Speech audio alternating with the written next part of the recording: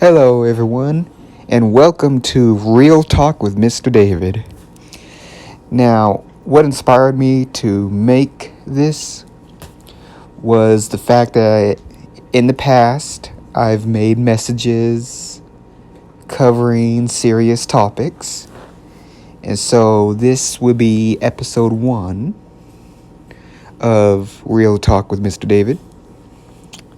And so today's topic that I would like to discuss is living in the present. Now, a decade ago, during my mom's funeral, I made a message in real life to my friends and family about how we need to make the most of every second, how we need to live in the present. And what made me think of this once again is the fact that we are currently going through another year of the COVID pandemic. Now, I have made a similar message last year, but this year I am more encouraged to encourage you guys to not take the present for granted. Do not take what is happening now for granted. Okay, because looking back on how this pandemic completely changed our lives, it really makes you realize how much we took for granted back in 2019, 1 year before the virus broke out. Life was so much better before this virus. Life was so much better. We didn't have to wear masks all the time. You know, people weren't dropping like flies as they usually do, or as often. There would be, life was just so much different. And who would have thought at the beginning of a new decade that a virus would spread throughout the globe and completely change our daily lives?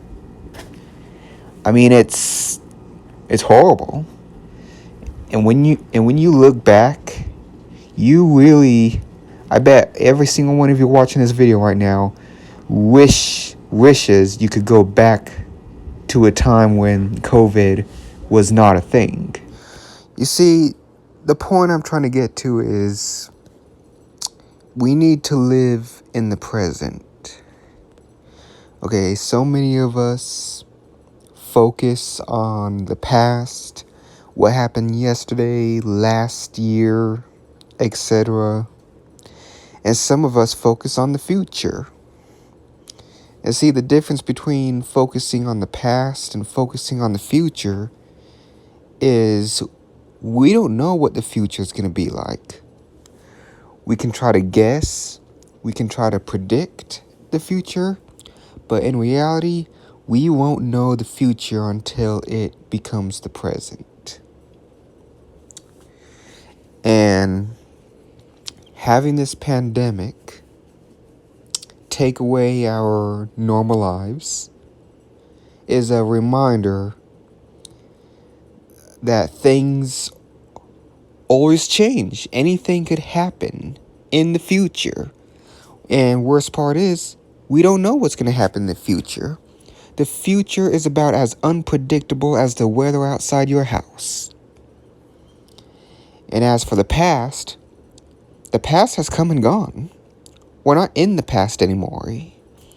We can dwell on it every day of our lives, but nothing's going to change because the past is in the past. It is over. It's a lesson that I too need to learn because I find myself dwelling on the past and thinking about the future as well. Always forgetting about what's happening right now in front of me. And see, as unpredictable as the future is, and how life is always changing, I want to take this moment to encourage you guys to enjoy what we still have, what you still have. To enjoy any good that's still going on in your life, regardless of the virus and everything going on. Because only God knows what the future holds from here on out. We gotta live in the present. We can't live in tomorrow because we're not there yet. And we can't live in yesterday because it already came and gone. We can only live in the present because the present is right now, right here. We only have energy to deal with what is, not what used to be, and not what may or may not be. We only have the strength for what is. In fact, one of the reasons why we should focus on the present instead of the past and the future is because sometimes people will use the past to judge what they think is still going on today. They may use it to hold grudges, to hold on to unforgiveness. Like, say someone did something bad to you years ago and you're still letting that memory haunt you to the point to where you feel like you're holding a grudge against them, not knowing that they may have changed. And unfortunately, I learned this the hard way. Unfortunately, the same could be said about the opposite. Like, say you see someone you haven't seen in a long time and you think they're still the same person they were years ago. And then you find out the hard way that they've changed. I've had that happen so many times. People change, whether it's for the good or for the worst. Okay. And as for dwelling on the future, most people who dwell on the future waste their energy worrying about things that may or may not happen. Whatever bad thing they think might happen tomorrow or later down the road may or may not happen, but people waste their energy worrying about it.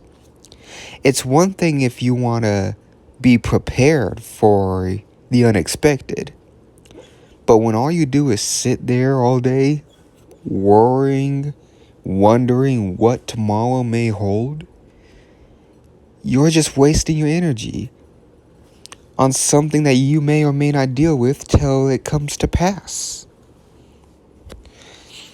And I know this all too well because I used to be a worrywart. I used to worry a lot about the future. How I'm going to handle this, how I'm going to do that. It's honestly, all it does no good for you to worry.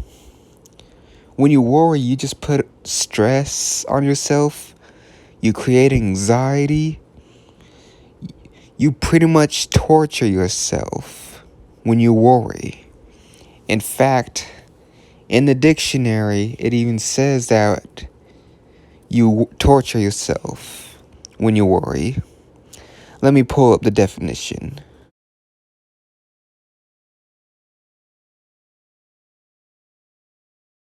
Alright, so here's the definition under the word worry. To torment oneself with or suffer from disturbing thoughts. So yeah, when you spend time worrying, you pretty much torment yourself. You're making life harder for yourself. And if that's not enough to encourage you to stop worrying, then get this. Study shows that worrying constantly can shorten your lifespan. If you don't believe me, look it up. So let's just make it our goal to focus and be mindful of the present.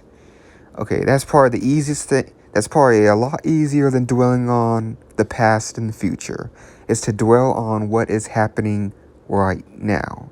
That said, I am Mr. David YT, and I want to wish you all a good day or night wherever you are. Shalom.